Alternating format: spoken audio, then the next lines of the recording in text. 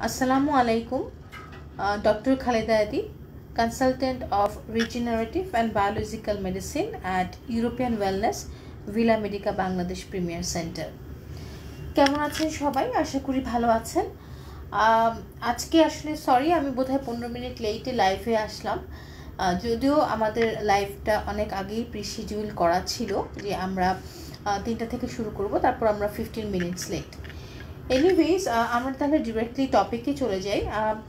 EW villa Medicare page থেকে আমি অনেকগুলো লাইভ করেছি এবং ইডব্লিউ ভিলা মেডিকায় আজকে এই লাইভটি আসার আগে আমরা কিছু প্রমোশন দিয়েছিলাম যে ডায়াবেটিস সম্পর্কে কারো কোনো কোয়েশ্চেন্স থাকলে আমাদের কমেন্ট পারেন, সেই কোয়েশ্চেনগুলোকে অ্যাড্রেস করি মূলত আজকে আমার এই লাইভ প্রোগ্রামটা। সো অবশ্যই আমরা অনেক কমেন্ট পেয়েছি, ইডব্লিউ ভিলা মেডিকার পেজ থেকে পেয়েছি, আমার নিজস্ব ফ্যান পেজ আছে ডক্টর খালেদা এদি বিনতে আবদুল্লাহ, এখান থেকে পেয়েছি অনেক কোয়েশ্চেন আমরা পেয়েছি অলরেডি। সো সবগুলো কোয়েশ্চেনকে আমি একটা সাম আপ করব, সাম আপ করে আমি আপনাদের কোয়েশ্চেনগুলো অ্যাড্রেস করার চেষ্টা করব। তবে যদি কোনো কিছু মিস হয়ে যায় সেক্ষেত্রে আমি সবাইকে ইনভাইট করব যে এখন যে লাইভ চলছে সেখানেও আপনারা কোয়েশ্চেন করতে পারেন, আমি আনসার দেওয়ার চেষ্টা করছি। ডায়াবেটিস নিয়ে আসলে আমি অনেক কথা বলি, সো আমি জানি যে ডায়াবেটিস নিয়ে কথা বলার অনেক কিছু আছে, আবার কথা বলার শেষও হয় না। ডায়াবেটিস এমন একটা ডিজিজ যে যেরকম অনেক কথা বলার আছে, ডায়াবেটিস নিয়ে কথা বলা শেষ করাটাও খুব ডিফিকাল্ট।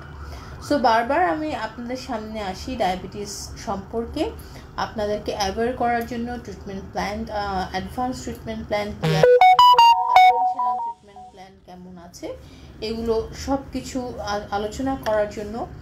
এবং ডায়াবেটিস আসলে awareness is very important, diabetes ডিজিজটির জন্য awareness is most important. So এই অ্যাওয়ারনেসটা ক্রিয়েট করার জন্যই আমরা কিন্তু বারবার আপনাদের সামনে এই টপিকটা নিয়ে কথা বলি। বাংলাদেশে আমরা যদি খুব রাফলি একটা স্ট্যাটিস্টিক্স চিন্তা করি যে আফটার 40 অথবা সামটাইমস 30 থেকে 50-র মধ্যে বাংলাদেশে বা এশিয়ান রিজিয়নটাতে ডায়াবেটিসের শতকরা কিন্তু পরিমাণটা অনেক বেশি, পার্সেন্টেজ অনেক বেশি। সো অ্যাবাউট 40 to 45% পিপল কিন্তু ডায়াবেটিসে সাফার করছেন। সো ডায়াবেটিসের যে কোয়েশ্চেনগুলো আমার এখানে এসেছিল সেগুলোকে অ্যাড্রেস করেই বলছি।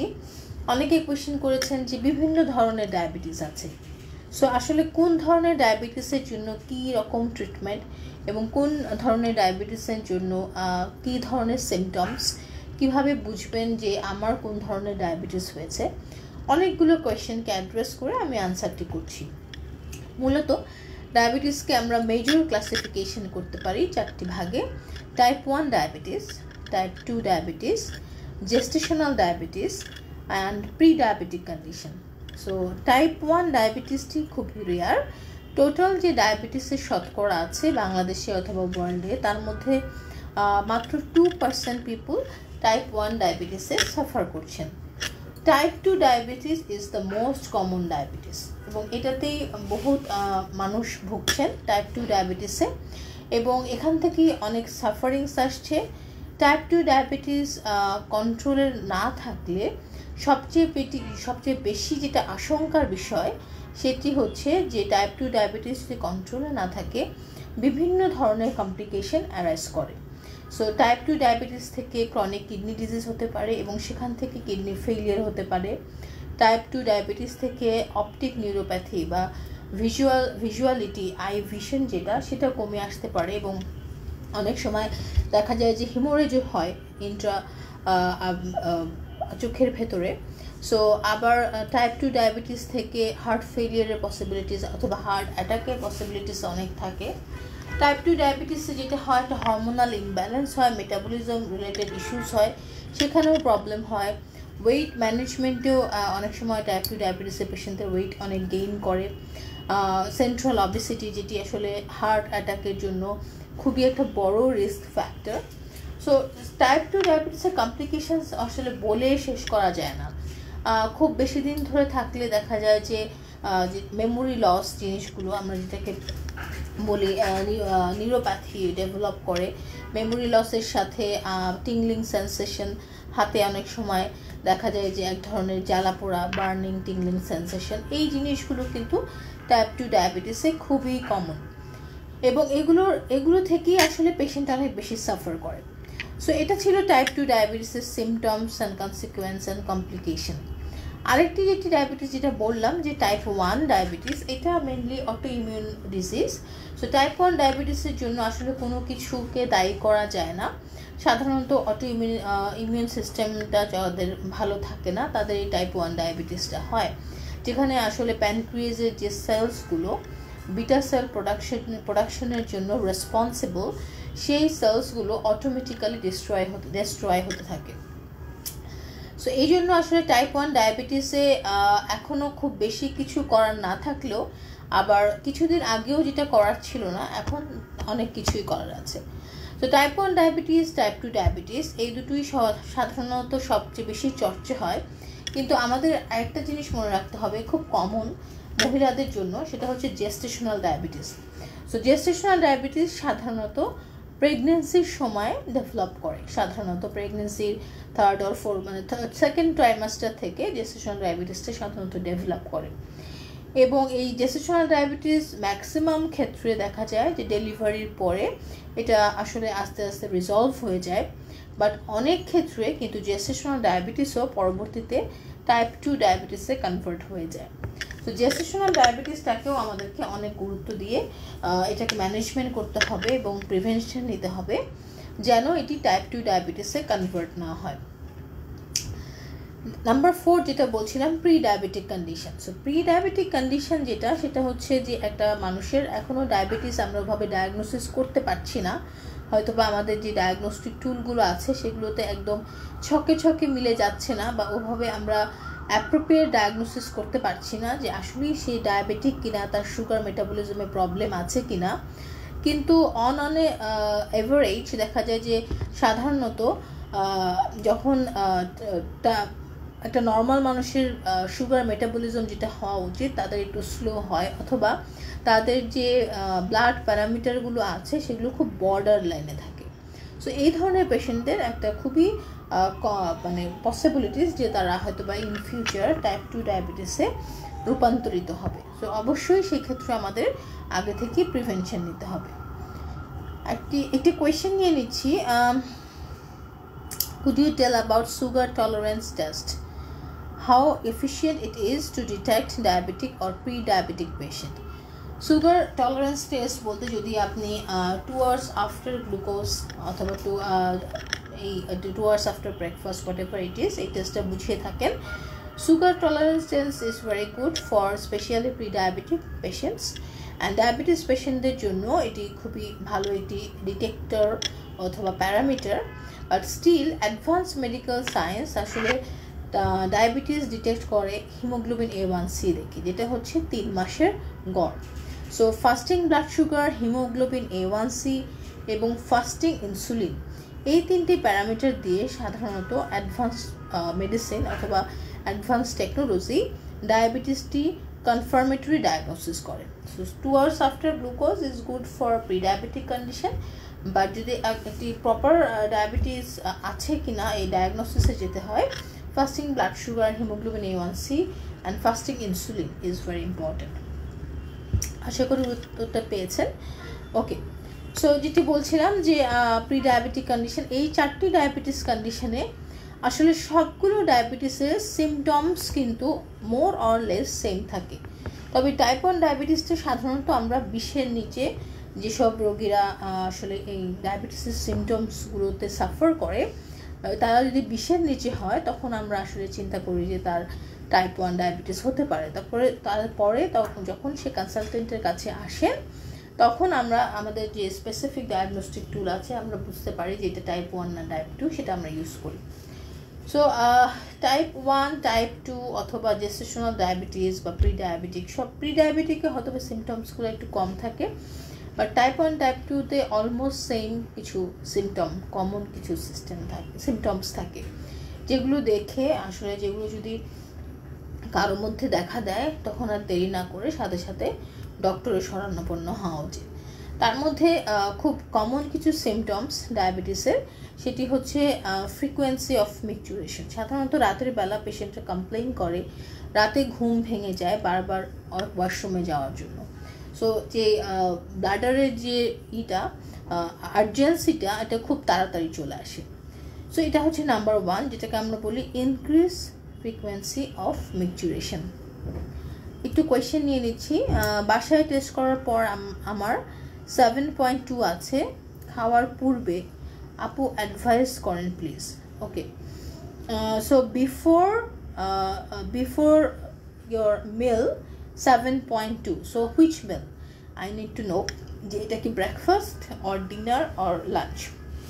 Number 1, বিফোর ব্রেকফাস্ট যদি এটা 7.2 হয় একটু বেশি। বিফোর লাঞ্চ ডিপেন্ড করবে আপনি মর্নিংয়ে কি খেয়েছেন তার উপরে। মর্নিংয়ে যদি আসলে আপনি ভারী কোনো খাবার খান অথবা রিচ কার্বোহাইড্রেট সোর্স কোনো ফুড নেন, তখন কিন্তু ওটা মেটাবলিজম হয়ে নর্মালে আসতে একটু সময় লাগছে। সো যদি এটা বিফোর লাঞ্চ হয় তাহলে আমাকে চেক করতে হবে আপনার মর্নিংয়ে ব্রেকফাস্ট কী ছিল, আর বিফোর ডিনার হলে ইভিনিং স্ন্যাক্স কী ছিল, এটা কি কোনো ফ্রুট ছিল না কোনো মিষ্টি জাতীয় কোনো কিছু ছিল, সেটা আমাকে জানতে হবে।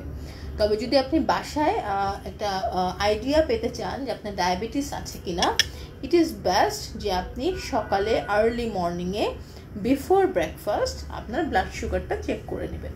সেই ক্ষেত্রে যে রিডিংটা আসবে সেটাকে ধরেই আমরা কিছু অ্যাজিউম করতে পারবো এবং ফার্দার আপনার ইন ডিটেলস ইনভেস্টিগেশন লাগবে কিনা সেই অ্যাডভাইস দিতে পারবো।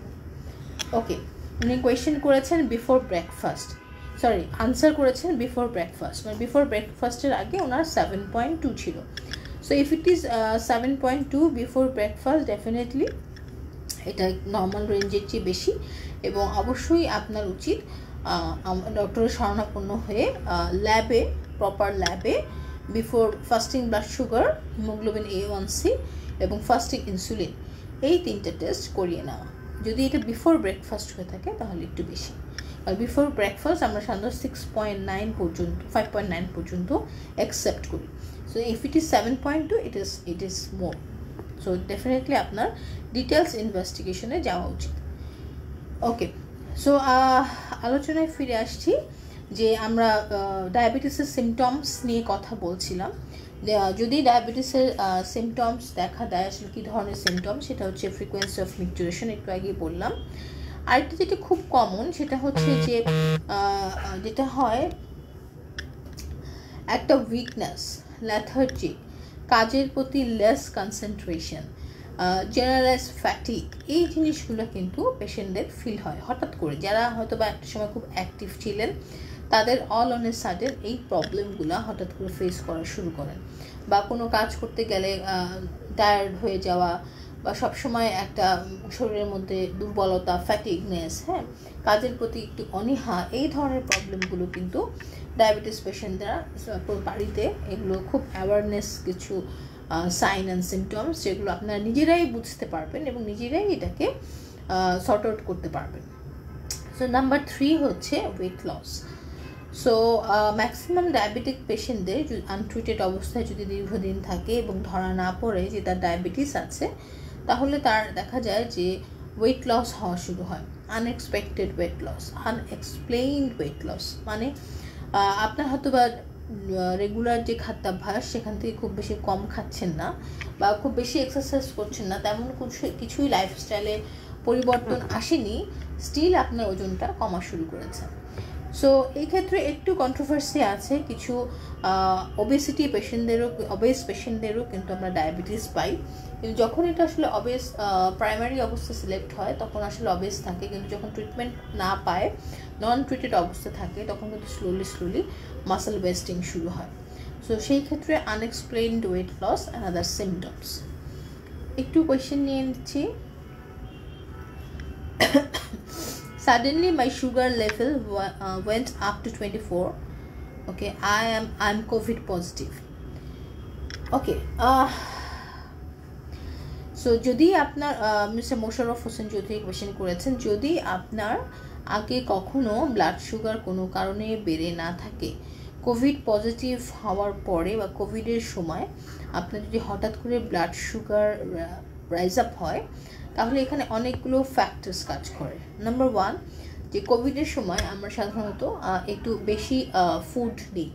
অনেকে মনে করেন যে উইক হয়ে যাচ্ছে, সো আমার ফুডটা অনেক বেশি ফ্রুট জুস, ফলের জুস বা এই ধরনের খাবার যদি, বা ভাত, অনেক বেশি কার্বোহাইড্রেট সোর্স যদি কোভিড-19 সময় যেহেতু একটু উইকনেস আসে, সো জেনারেলি আমাদের মধ্যে একটা কনসেপ্ট যে ভাত খেলে হয়তো এনার্জিটা গেইন করবে অথবা ফ্রুটস খেলে এনার্জিটা গেইন করবে। তো এই ধরনের যদি আপনি কিছু করে থাকেন, সেখানে একটা ফ্যাক্টর আছে যে আপনার blood sugar suddenly rise up হতে পারে। নাম্বার টু, যে COVID-19 is a infection, viral infection. So যে কোনো ইনফেকশনে কিন্তু ব্লাড সুগার রেজ করে, এটা খুবই নর্মাল। কিন্তু 24 ইজ টু হাই। সো শুধু কোভিড-19 জন্যই যে ইনফেকশনের জন্যই 24 হবে এমন কোনো কথা নেই। নাম্বার থ্রি, মেবি আপনার ডায়াবেটিস আগে থেকেই ছিল, আপনি প্রি ডায়াবেটিক কন্ডিশনে ছিলেন, অথবা আপনার ফ্যামিলিতে কারো ডায়াবেটিস আছে। যে কোনো ডিজিজের সময় এই ধরনের ফ্যামিলি হিস্ট্রি যাদের থাকে তাদের প্রবলেমগুলো এক্সাজারেটেড করে। সো যে কোনো যদি আপনার ফ্যামিলি হিস্ট্রিতে কারো বাবা মা বা ভাই বোনদের কারো ডায়াবেটিস থাকে এবং কোভিড একটি ইনফেকশন, সো এটি বডির সমস্ত ব্যালেন্সকে আসলে একটু ইমব্যালেন্স করে দেয়। সেই ক্ষেত্রে কিন্তু আগে আপনি ডায়াগনোস না হলেও বা আগে আপনি খেয়াল না করলেও এই সময় হঠাৎ করে আপনার ব্লাড সুগারটা রাইজ করে ইন ফিউচারে ডায়াবেটিস হওয়ার সম্ভাবনা থাকতে পারে। সো অনেকগুলো কজ আছে যে আপনার ডায়েটারি হ্যাবিট হয়তো বা চেঞ্জ হয়েছে কোভিড-19 জন্য।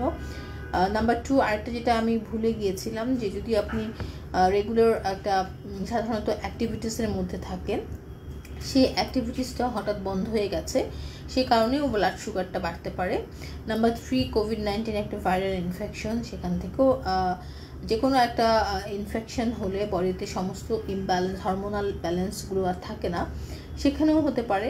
আর যেটা সবচেয়ে ইম্পর্টেন্ট, যে আপনার ফ্যামিলিতে যদি কারো হিস্ট্রি থেকে থাকে, যেটা আপনি হয়তো বা আপনারও ডায়াবেটিসটি আছে কিন্তু এতদিন এটা হিডেন অবস্থায় ছিল, কোভিড-19 জন্য এটা এক্সাজারেটেড করেছে, বাট এটা হয়তো বা টুডে অর টুমোরো কখনো কখনো ডায়াগনোসিস হতো।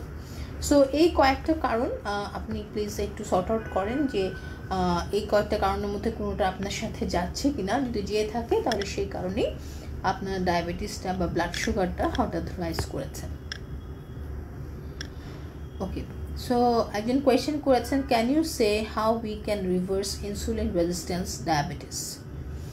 ওকে, সো ইনসুলিন রেজিস্ট্যান্স ডায়াবেটিস, আমি আমার সিমটমসগুলোতে পরে আসছি, একটু কোয়েশ্চেন আনসার করে নিচ্ছি।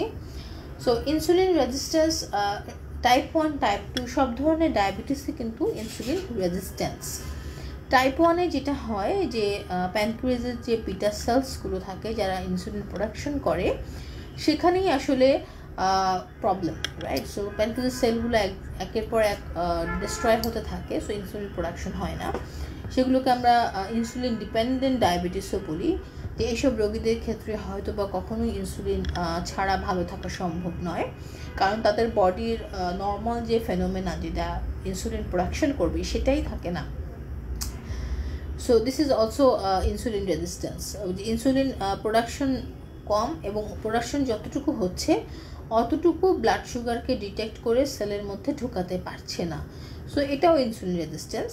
তবে এখানে যেটা মেইন ফ্যাক্টর টাইপ 1-এ যে প্রোডাকশনই ভালো মতো হয় না, আর টাইপ 2-তে মেইনলি যেটা হয় যে ইনসুলিন রেজিস্ট্যান্স গ্রো করে।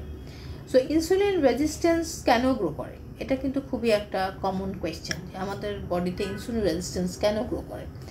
সো খুবই একটি গুরুত্বপূর্ণ ইনফরমেশন যে বাংলাদেশে বলেন বা এশিয়ার এই কান্ট্রিজগুলোতে বলেন, আমাদের কিন্তু প্রতিদিনের যে ডায়েট হ্যাবিটটা আছে সেটা হচ্ছে continuous exposure two carbohydrate.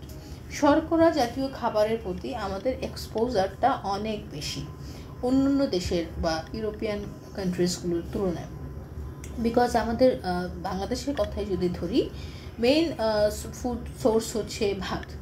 So ভাত is a totally carbohydrate. So এই কার্বোহাইড্রেট আমাদের অ্যাটলিস্ট দুবেলা নেওয়াই হয় ইন জেনারেলি। সো এছাড়াও আমাদের দেশে ইদানিং লাইফস্টাইল অনেক চেঞ্জ হয়েছে, অনেকে জাঙ্ক ফুডের প্রতি অনেক বেশি অ্যাট্রাক্টেড। ম্যাক্সিমাম মানুষজন বাড়িতে খাবার না খেয়ে দেখা যায় যে অফিসে বাইরের খাবারগুলো খাচ্ছেন, যেগুলোতে আসলে তেলের পরিমাণটা অনেক বেশি থাকে, শর্করা পরিমাণটা অনেক বেশি থাকে। সো এই যে আমরা কন্টিনিউয়াস এক্সপোজার টু কার্বোহাইড্রেট হচ্ছি, এটার কারণেই কিন্তু আমাদের বডিতে ইনসুলিন রেজিস্ট্যান্স গ্রো করে।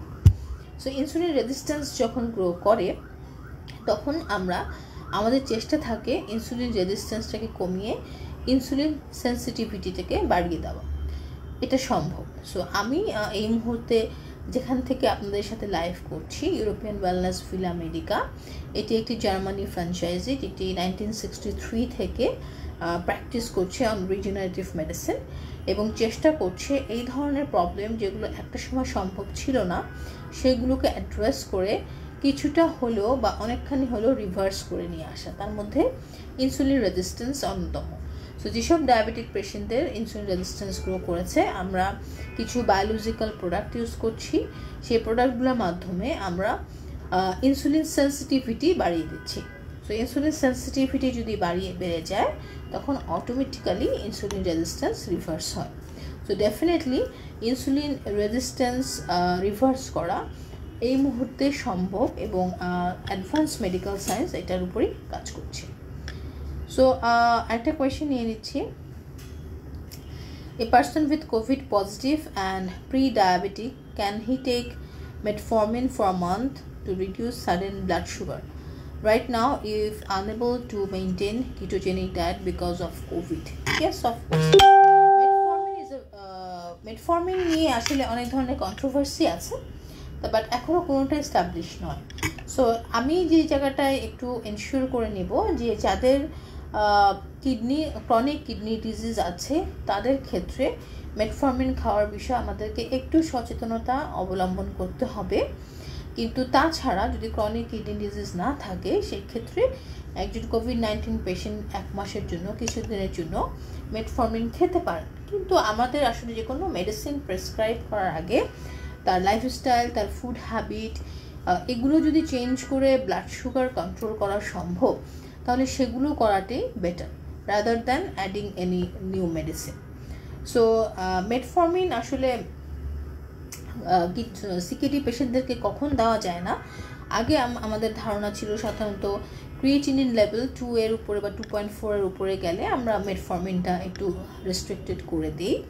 কিন্তু অ্যাডভান্স মেডিকেল সায়েন্স বা অ্যাডভান্স আর্টিকেল জার্নালসে আমরা দেখতে পাচ্ছি যে আমাদের কিডনি ফাংশনটা ক্রিয়েটিনিন ছাড়াও আরেকটা জিনিসের উপর খুবই ডিপেন্ডেন্ট, সেটা হচ্ছে eGFR, glomerular filtration rate.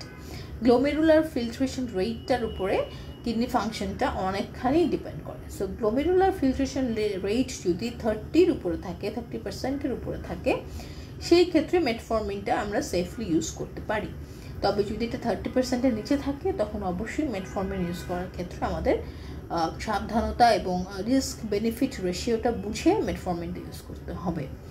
So যদি আপনি যে পেশেন্টের কথা বলছেন কোভিড পজিটিভ এবং হঠাৎ করে ব্লাড সুগার বেড়ে গেছে, 1 মাসের জন্য মেটফর্মিন পারবে কিনা নিতে, যদি অন্য কোনো প্রবলেম না থাকে, আমি যেটা বলছিলাম যে অনেক বেশি ফ্রুট জুস নিচ্ছে বা এ ধরনের জিনিসগুলো, আসলে কোভিড-19 হলে ইমিউন বুস্ট আপের জন্য আমাদের জন্য যেটা দরকার সেটা হচ্ছে lots of vitamin C, vitamin D, হ্যাঁ, জিঙ্ক, আয়রন, এগুলো কিন্তু খুব বেশি দরকার। সো ফ্রেশ ফ্রুট জুস খুব বেশি খাওয়ার আমার মনে হয় না প্রয়োজন আছে।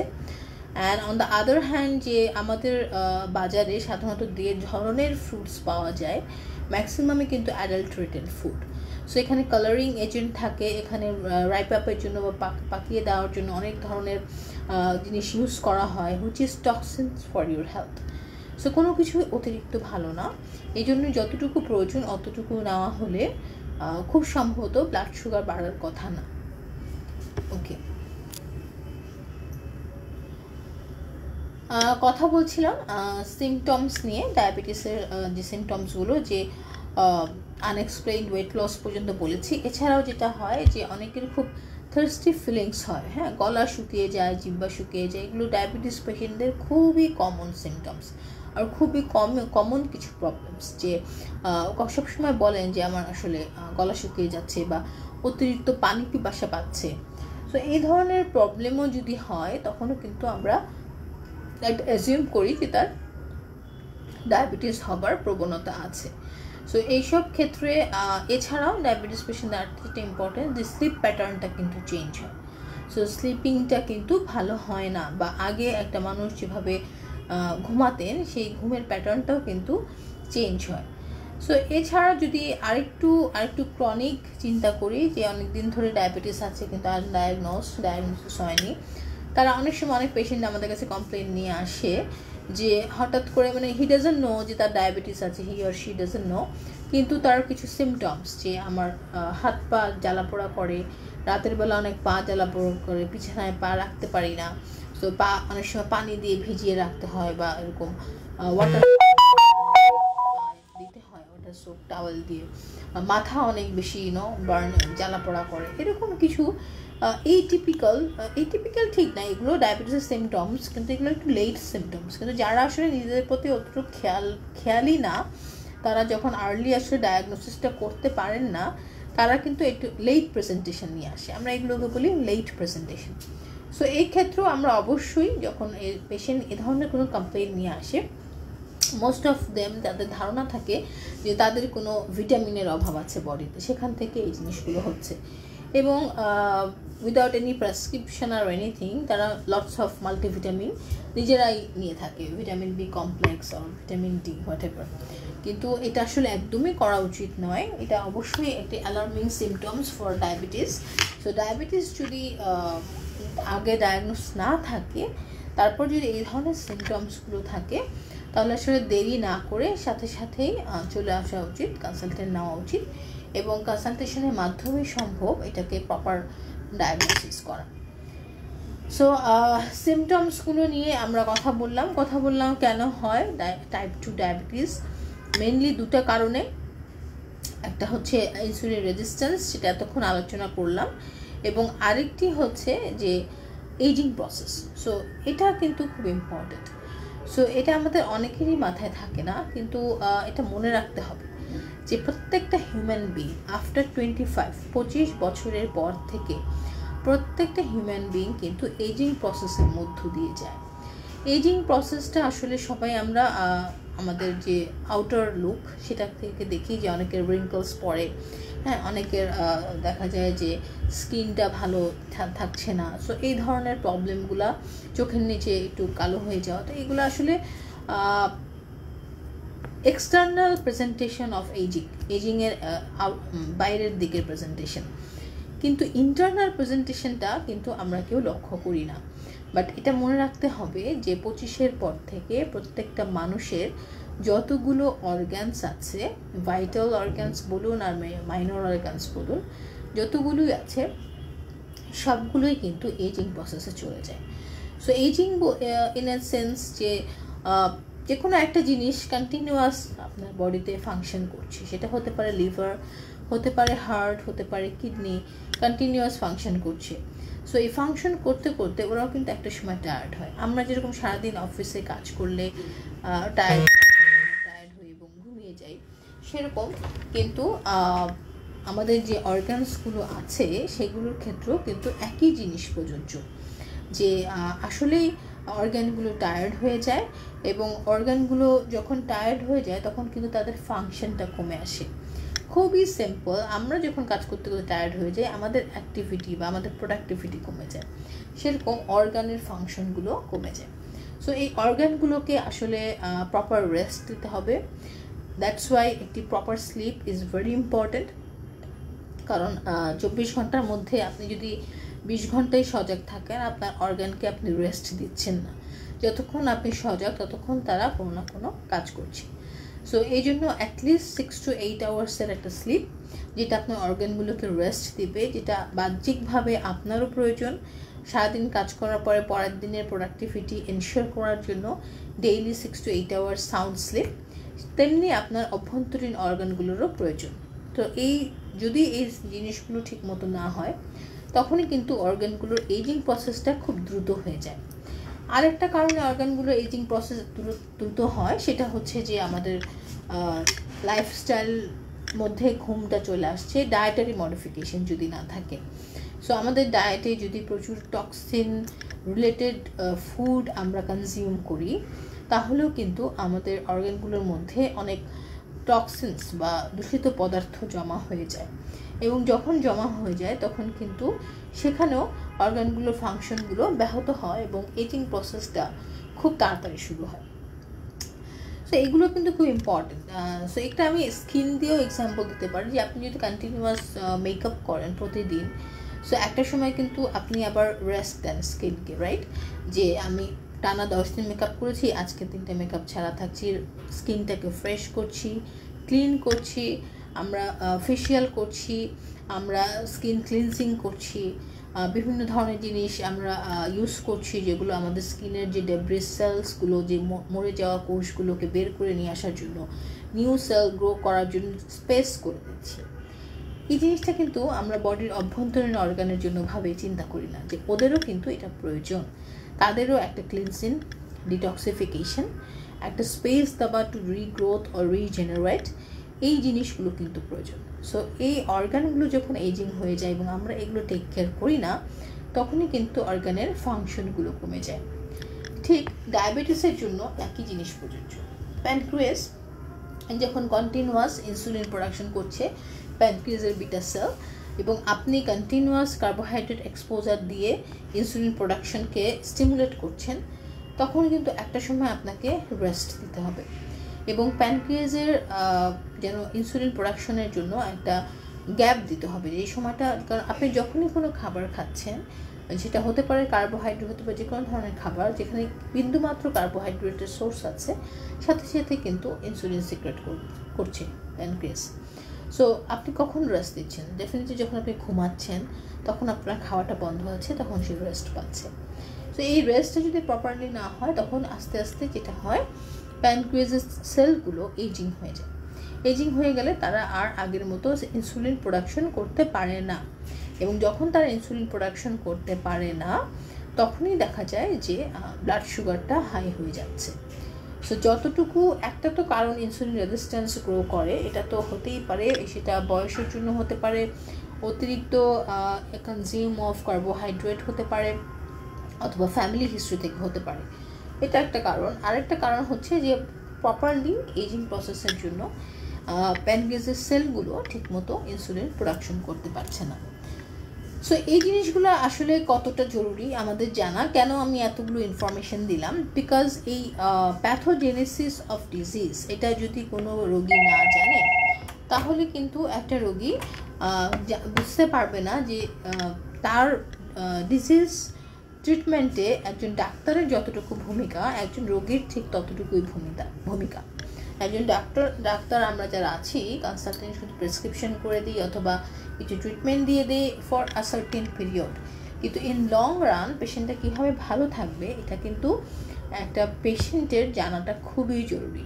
So all this information is useful for our patients, not for doctors. So ডক্টরসরা কিন্তু জানেন, কিন্তু পেশেন্টসদের জানাটা খুবই জরুরি। সো যেটা বলছিলাম যে এই দুটো কারণে আসলে টাইপ 2 ডায়াবেটিস, যেটা মেজর ডায়াবেটিস আমাদের দেশে, সেটা হচ্ছে সো আমাদের ট্রিটমেন্ট প্যাটার্নটাও কিন্তু এই দুটো কারণকে অ্যাড্রেস করে করা উচিত। সো এই দুটো কারণ মধ্যে যেটা প্রথমেই বলছি, ইনসুলিন রেজিস্ট্যান্স। সো ইনসুলিন রেজিস্ট্যান্সটাকে কমানো, যেটা আমরা সাধারণত আমরা যারা প্রচলিত কনভেনশনাল মেডিসিন প্র্যাকটিসে আছি বা আছেন যারা, ওনারা যেটা ইনসুলিন রেজিস্ট্যান্স কমানোর মতো কোনো মেডিসিন এখনও কোনো ফার্মাকোলজিক্যাল কোম্পানি মনে হয় না আবিষ্কার বা ডিসকভার করেছেন, যেখানে এখানে সবগুলো মেডিসিনই আসলে তৈরি করা হয়েছে ব্লাড সুগারকে ফোর্সফুলি সেলের মধ্যে ঢুকিয়ে দেওয়ার জন্য, কিন্তু ইনসুলিন রেজিস্ট্যান্সটাকে কীভাবে রিভার্স করবে এরকম খুবই কম মেডিসিন আছে বা নেই বললেই চলে। সো রিজেনারেটিভ মেডিসিন ঠিক এই কাজটা করছে। কিছু বায়োলজিক্যাল প্রোডাক্ট আমরা ইউজ করছি, যেগুলো আপনার বডিতে থাকলে আপনার ইনসুলিন সেন্সিটিভিটি বেড়ে যাবে, রেজিস্ট্যান্সটা কমে যাবে, এবং এটা থ্রু স্যালাইন আমরা করছি। এটার রেসপন্স খুব ভালো, তবে এটাও ঠিক, এটা it's not like a magic, যে আজকে আমি আপনাকে কিছু ট্রিটমেন্ট দিলাম, কালকেই আপনার ব্লাড সুগার ফল করবে। Because regenerative medicine always works very slowly but in a persistent way, খুব স্ট্যাটিক কন্ডিশনে এটা কাজ করে। সো আপনার স্লোলি আপনার ইনসুলিন রেজিস্ট্যান্সটাকে এটা রিভার্স করছে। So this is regenerative medicine, regenerate করছে আপনার যে প্রবলেমগুলো হয়েছে বডির মধ্যে, ওগুলোকে আবার পুনর্বিন্যাস বা পুনর্গঠন যেটাই বলেন না কেন সেটা করছে। সো এটা নাম্বার 1 অ্যাপ্রোচ। নাম্বার 2 অ্যাপ্রোচ হচ্ছে আমাদের ট্রিটমেন্টে European wellness villa medica Bangladesh premier সেন্টারে আমরা যেটা করি, কীভাবে আসলে একটা ডায়াবেটিস পেশেন্টকে অ্যাপ্রোচ করি সব দিক থেকে। নাম্বার 1 হচ্ছে যেটা বললাম, ইনসুলিন সেন্সিটিভিটি বাড়িয়ে দিচ্ছি।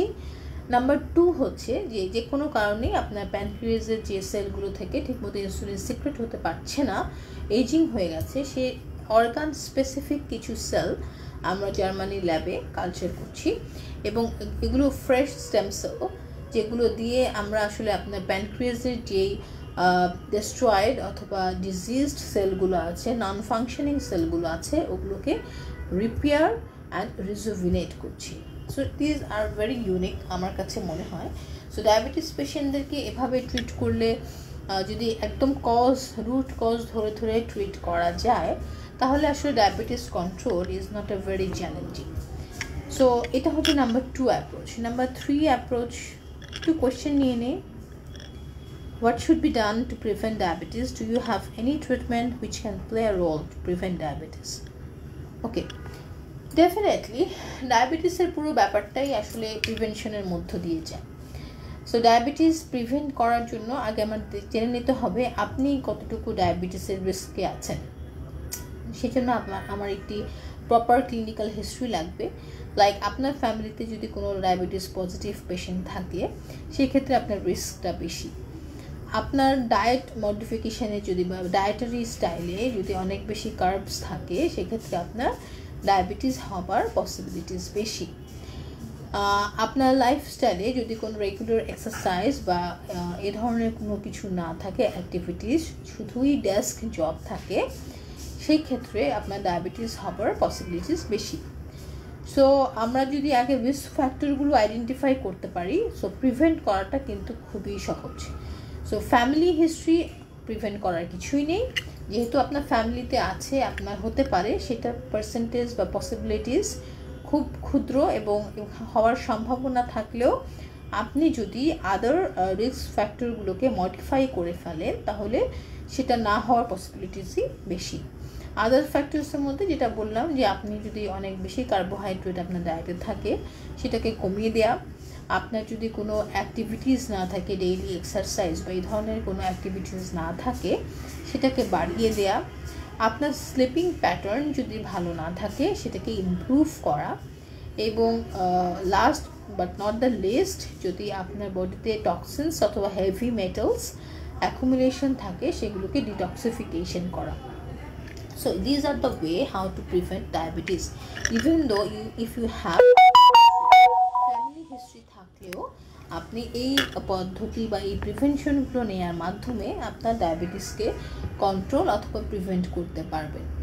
তারপরও যদি কারো ডায়াবেটিস ডেভেলপ করে জাস্ট ডিউ টু ফ্যামিলির হিস্ট্রি, সেই ক্ষেত্রে ট্রিটমেন্ট করা এবং কন্ট্রোলে রাখাটা অনেক সহজ এবং খুবই একটা রিজনেবল ব্যাপার। বাট এই ফ্যামিলি হিস্ট্রির জন্য আমার ডায়াবেটিস, তো আদার রিস্ক ফ্যাক্টরগুলো যদি মডিফিকেশন না হয়, তখন কিন্তু ডায়াবেটিস প্রিভেন্ট করাটা অলমোস্ট ইম্পসিবল হয়ে যায়। আশা করি উত্তরটা পেয়েছেন। সো আমাদের ট্রিটমেন্ট অ্যাপ্রোচের কথা বলছিলাম, যে আমরা ভিলা মেডিকা বাংলাদেশ প্রিমিয়ার সেন্টারে কীভাবে আসলে ডায়াবেটিসে ট্রিট করছি। সো দুটো অ্যাপ্রোচ আমি বললাম, থার্ড অ্যাপ্রোচেই চলে আসছে লাইফস্টাইল মডিফিকেশন।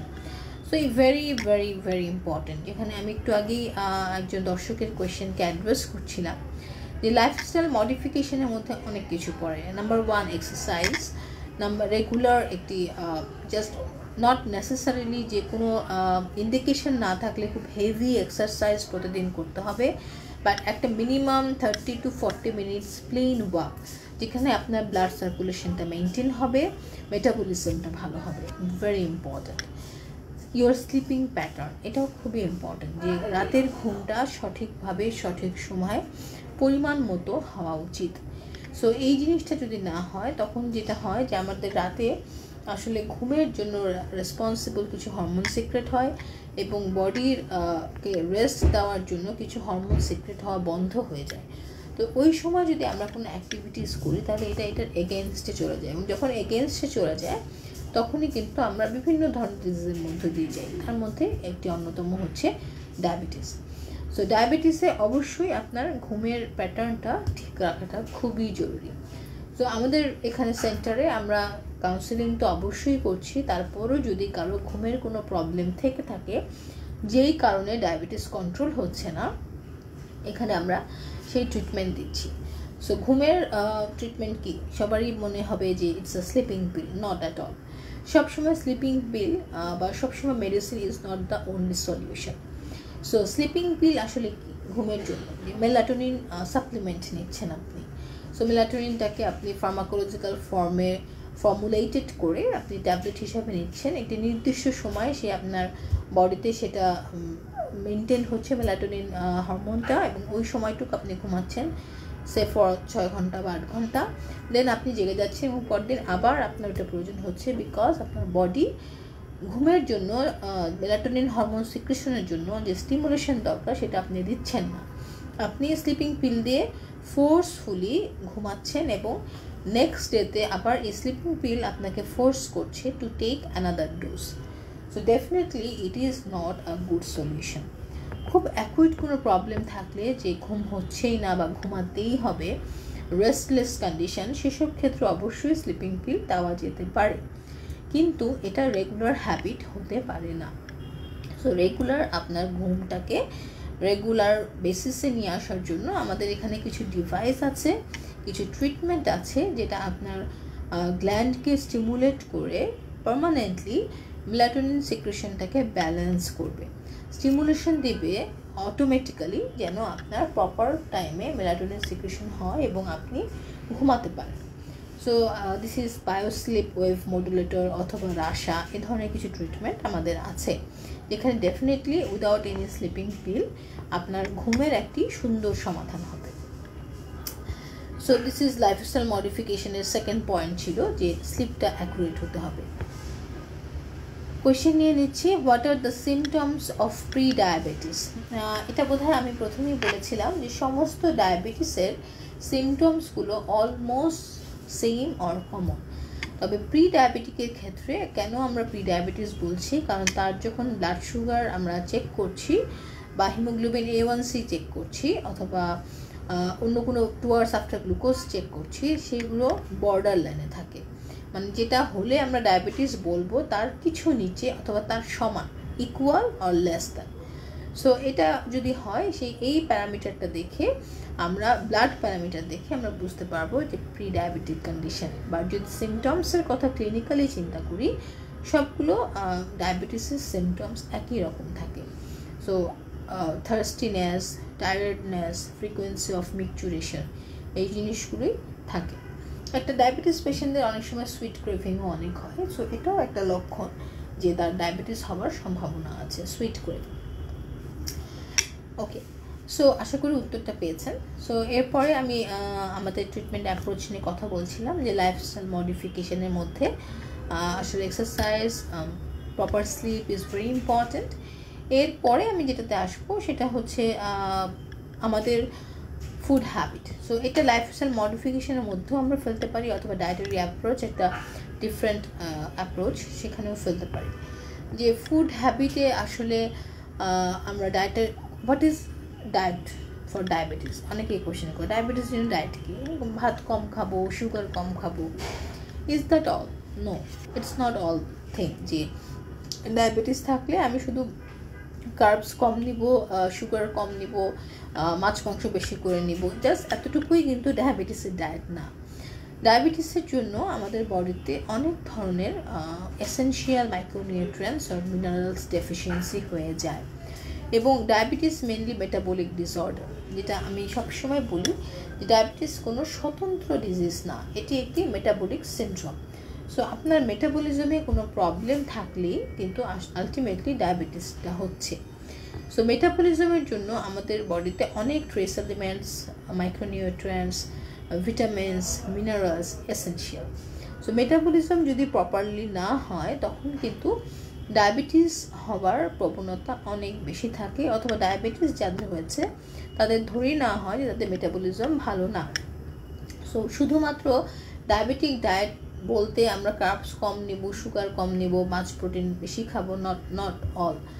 এখানে অবশ্যই এনশিওর করতে হবে আপনার প্রতিদিনের খাদ্য তালিকায় ডেইলি রিকোয়ারমেন্টসে যে ধরনের মিনারেলস, ভিটামিনস, ট্রেস এলিমেন্টস এগুলো এসেনশিয়াল ফর মেটাবলিজম সেগুলো যেন থাকে এবং পরিমাণ মতো থাকে।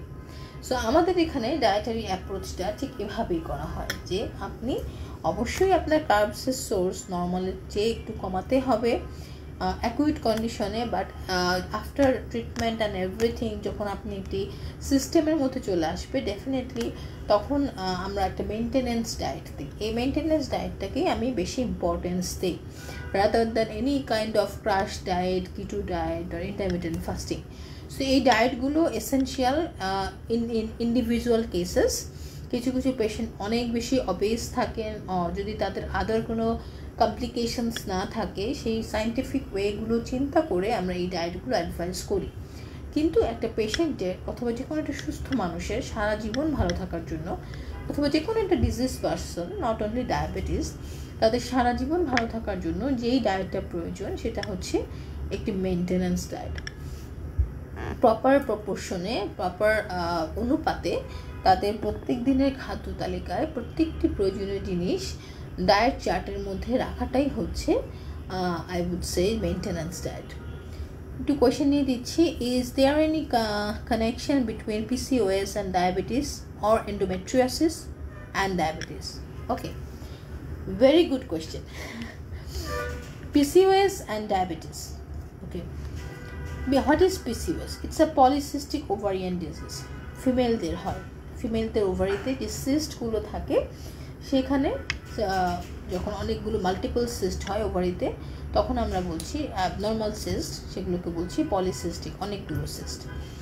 তো পলিসিস্টিক ওভারিয়ান ডিজিজে যেটা হয় সেটা হচ্ছে এটাও একটা হরমোনাল ইমব্যালেন্স। এখানে ফিমেলদের যে এস্ট্রোজেন, প্রোজেস্টেরন হরমোন বা অ্যান্ড্রোস্টেরন হরমোনের যে রেশিওটা, অ্যান্ড্রোজেন হরমোনের যে রেশিওটা ওটা প্রপারলি মেনটেন হয় না, তখনই কিন্তু PCOS ডেভেলপ হয়, অথবা PCOS ডেভেলপ হওয়ার জন্য হরমোনগুলো মেনটেন হয় না।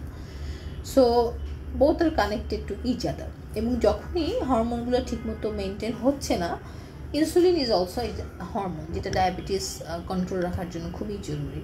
তো সেখানেও একটা ইমব্যালেন্স দেখা যায়, এবং দেখা যায় PCOS পেশেন্টগুলো সাডেনলি একটি ওয়েট গেইন করে। সো এই ওয়েট গেইন করার অর্থ হচ্ছে তার মেটাবলিজম প্রপার নেই, এবং যখন তার মেটাবলিজম প্রপার নেই তখন অবশ্যই তার একটা পসিবিলিটিস থাকে ডায়াবেটিস হবার। তো definitely PCOS and diabetes is somehow related or connected to each other, but not directly. It's like একটি আরেকটিকে এক্সাজারেটেড করে হবার জন্য। হ্যাঁ, সো আশা করি উত্তরটা পেয়েছেন যে PCOS এবং diabetes yes somehow connected. And another question is endometriosis এবং ডায়াবেটিসের মধ্যে রিলেশনটা কি? Endometriosis is like it's a different disease. যে আমাদের ইউটেরাসে, আমাদের যে ইউটেরাস আছে তার যে লাইনিং এপিথেলিয়াম আছে তার মধ্যে একটি হচ্ছে এন্ডোমেট্রিয়াম, একটা লেয়ার। সেখানে যখন কোনো ইনফেকশন বা কিছু হয় সেটাকে এন্ডোমেট্রিওসিস বলা হয়। সো এই এন্ডোমেট্রিওসিস সাথে আসলে ডিরেক্টলি ডায়াবেটিসের কোনো রিলেশন নেই। তবে যেহেতু একটা ইনফেকশন, দেখা যায় যে যাদের ডায়াবেটিস থাকে তাদের এন্ডোমেট্রিওসিস কন্ট্রোল করতে একটু কমপ্লিকেটেড হয়ে যায়, বিকজ ডায়াবেটিস আমরা জানি ডায়াবেটিস থাকলে বডিতে ইমিউনো সাপ্রেশন হয়, ইমিউন সিস্টেমটা আসলে ঠিকভাবে কাজ করতে পারে না, এবং তখন যে কোনো ইনফেকশনকে যদি কন্ট্রোল করতে হয় তার ইমিউন সিস্টেমটাকে ভালো রাখা খুবই জরুরি। এবং যেহেতু ইমিউন সিস্টেমটা ভালো থাকে না তখন দেখা যায় এন্ডোমেট্রিওসিসও ট্রিট করতে গেলে অনেক চ্যালেঞ্জের পসিবিলিটিস থাকে। বাট সো ফার এন্ডোমেট্রিওসিস এবং ডায়াবেটিসের খুব ক্লোজ কোনো রিলেশন নেই, যেরকম PCOS এবং ডায়াবেটিসের আছে। So I hope you get your answer. Okay, so যেটা বলছিলাম যে ডায়াবেটিসের ট্রিটমেন্ট যে ডায়েট প্ল্যানটা যেটা হবে ডেফিনেটলি সেটা এনশিওর করতে হবে যে সব ধরনের আরডিএ বা যেটা ডেইলি রিকোয়ারমেন্ট সব ধরনের উপাদানের যেন আমাদের বডিতে থাকে। সো এখানে আসলে ইউরোপিয়ান ওয়েলনেস ভিলা মেডিকাতে ডায়াবেটিসের treatment it's not a very new thing. Okay, একটা কোয়েশ্চেন নিয়ে নিচ্ছি, how can I know my diabetes without blood test? Very difficult. Okay, thanks for the question. So আপনি আসলে একদম 100% জানতে পারবেন না যে আপনার ডায়াবেটিস হয়েছে কিনা উইদাউট ব্লাড টেস্ট। তবে কিছু সিমটমস আছে যেগুলো আমি কিছুক্ষণ আগেই শেয়ার করেছি। এখন আপনার কোয়েশ্চেনটাকে অ্যাড্রেস করার জন্য খুব শর্টলি বলছি যে এই সিমটমসগুলো থাকলে মনে করে নিতে হবে যে ডায়াবেটিস হওয়ার পসিবিলিটিস আছে এবং ডেফিনেটলি দেন ব্লাড টেস্টে চলে যেতে হবে। তার মধ্যে একটি খুবই উল্লেখযোগ্য যে ফ্রিকোয়েন্সি অফ মিকচুরেশন বা আর্জেন্সি অফ মিকচুরেশন, বারবার প্রস্রাব ধরা, রাতে ঘুম ভেঙে টয়লেটে যাওয়া বা ওয়াশরুমে যাওয়া। নাম্বার 2, থার্স্টিনেস, অনেক বেশি পিপাসা পাওয়া, হঠাৎ করে ওজন কমে যাওয়া কোনো কারণ ছাড়াই। দেন ক্ষুধা, অনেক বেশি ক্ষুধা পাওয়া অথবা অনেক বেশি সুইট ক্রেভিং হওয়া। এই ধরনের জিনিসগুলো থাকলে লাস্ট বাট নট লিস্ট যে জেনারেলাইজ উইকনেস, টায়ার্ডনেস থাকলে আপনি বুঝবেন যে আপনার ডায়াবেটিস হবার প্রবণতা আছে। তারপরে ডেফিনেটলি এটা এনশিওর করার জন্য আপনাকে ব্লাড টেস্টে যেতে হবে। আশা করি উত্তরটা পেয়েছেন। কোয়েশ্চেন নিয়ে নিচ্ছি, insulin resistance and hypoglycemia without diabetes and sleep deprivation, please advise. Okay, thank you Saiful Alam. আমি বোধহয় আমাদের যে পোস্টটা ছিল যে ডায়াবেটিসের কোয়েশ্চেনগুলো করুন, সেখানে আপনার এই ধরনের কিছু কোয়েশ্চেন দেখেছি। ডেফিনেটলি ইনসুলিন রেজিস্ট্যান্স হওয়ার কারণ, হাইপোগ্লাইসেমিয়া হওয়ার কারণ, ডায়াবেটিস ছাড়া কেন বারবার ব্লাড সুগার কমে যাচ্ছে এবং কেন স্লিপ ডিসঅর্ডার আছে, এই জিনিসগুলোকে ডায়াগনোসিস করাটা খুবই জরুরি। আমি আপনাকে ইনভাইট করব আপনি একটু কনসাল্ট করুন ডক্টরের সাথে। It could be me, it could be European wellness villa Medicare, any doctors, যে আমরা আসলে রুট কজটাকে আগে বের করি। এগুলো সবই হচ্ছে আপনার সিমটমস, এগুলো আপনার হচ্ছে, কিন্তু এগুলো কেন হচ্ছে সেগুলো জানার জন্য আমাদেরকে থরো কিছু ব্লাড টেস্ট এবং আমাদের এখানে কিছু অ্যাডভান্স ডিভাইস আছে যেখানে আমরা দেখতে পারি যে স্লিপ ডিপ্রাইভেশন সাধারণত হেভি মেটাল বা টক্সিনস থেকে হয়। সো হেভি মেটাল এবং টক্সিনস আপনার ব্লাডে আছে কি না এবং হাইপোগ্লাইসেমিয়া হয়ে যাওয়ার কারণগুলো কি, এগুলো আমরা বুঝতে পারি কিছু ব্লাড টেস্ট এবং কিছু অ্যাডভান্স টেকনোলজি দিয়ে। সো আমি সাজেস্ট করবো to visit European wellness villa medica and take an appointment to consult with respective doctors. আশা করি আপনার প্রত্যেকটা প্রবলেমেরই আমরা সলিউশন দিতে পারবো। Okay, next question, could you explain metabolic syndrome? Okay, so কিছুক্ষণ আগেই বলছিলাম যে মেটাবলিক ডায়াবেটিস হচ্ছে একটি মেটাবলিক সিনড্রোম এবং মেটাবলিক সিনড্রোমের মধ্যে আসলে 5টা ফ্যাক্টর আছে। কেন এটাকে মেটাবলিক সিনড্রোম বলা হচ্ছে, কারণ আমরা বোধহয় আমার লাইফের একদম শেষ পর্যায়ে, তারপর আমি একটু ছোট্ট করে আপনার আনসারটা দিয়ে নিচ্ছি। কিছু 5টা রিস্ক ফ্যাক্টর আছে যেগুলো কম্বাইন্ডলি হার্ট অ্যাটাক বা কার্ডিওভাস্কুলার ডিজিজের জন্য রিস্ক ফ্যাক্টর। তার মধ্যে একটি হচ্ছে ডায়াবেটিস। সো দ্যাটস ওয়াই ডায়াবেটিসকে আমরা বলছি যে এটা সেপারেট কোনো ডিজিজ না, এটা একটা মেটাবলিক সিনড্রোম।